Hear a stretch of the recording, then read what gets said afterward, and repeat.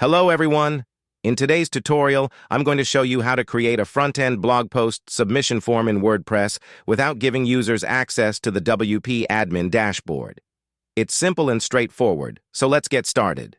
First, head over to your WordPress dashboard, navigate to CubeWP, and select the Post Type Form option. Under the Select Post Type section, choose the default post. It's already selected by default. Next, create a section by clicking on Create Section, give it a name, and then use the sidebar to drag and drop the necessary fields to build your form. Once your form is ready, click on Save Changes to ensure it's saved properly. Since we want this form to be accessible to users who are not logged in, navigate to CubeWP Settings and go to the General tab.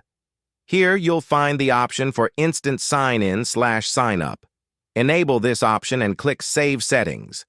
After enabling this feature, return to the post type form and locate the Quick Sign-up option. Drag this option into your form and save the changes again to update the form. Now that the form is ready, copy the short code provided. Next, go to the Pages section in your WordPress dashboard. You can either create a new page or edit an existing one.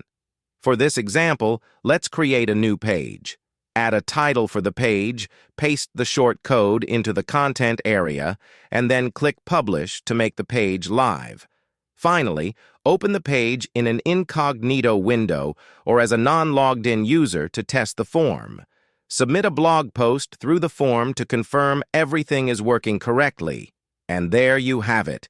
You've successfully created a front-end blog post submission form in WordPress that allows users to submit posts without needing WP admin access. If you found this tutorial helpful, don't forget to like, comment, and subscribe for more WordPress tips and tricks. Thank you for watching, and I'll see you in the next video.